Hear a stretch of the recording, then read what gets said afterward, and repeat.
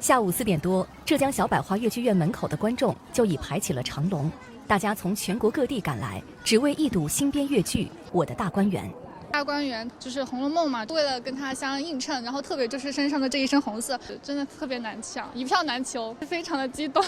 我们是从福建三明过来的，带着我2个孩子过来，就是感受一下我们的戏曲的一些文化。我的大观园主要讲述了贾宝玉在社会与家庭磨砺下的成长故事。晚上7点半，演出准时开始。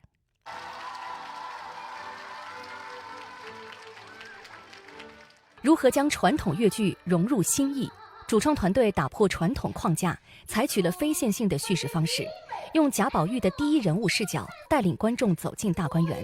重温元春省亲、宝玉成亲、游太虚幻境等经典桥段，并借鉴蒙太奇等创作手法，实现了青年宝玉与老年宝玉的跨时空对话。我认为它是另外一个空间，是在一个平行空间里面产生的对话，是我和我的对话，就是贾宝玉的一个视角来回首来重新看这个大观园，重新发现《红楼梦》中大观园中的青春群体，在那个新文化、现代文化背景下找回它的青春活力。在传承经典的同时又不失青春活力，是该剧俘获年轻观众的重要原因。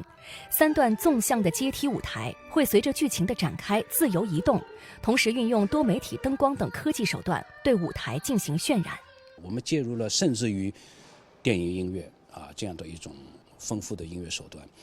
就是能够给到观众有一种没有陌生感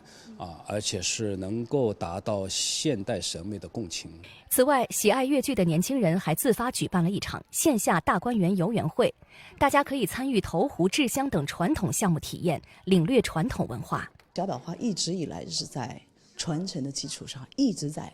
创新，紧跟时代，希望更多的年轻一代小朋友们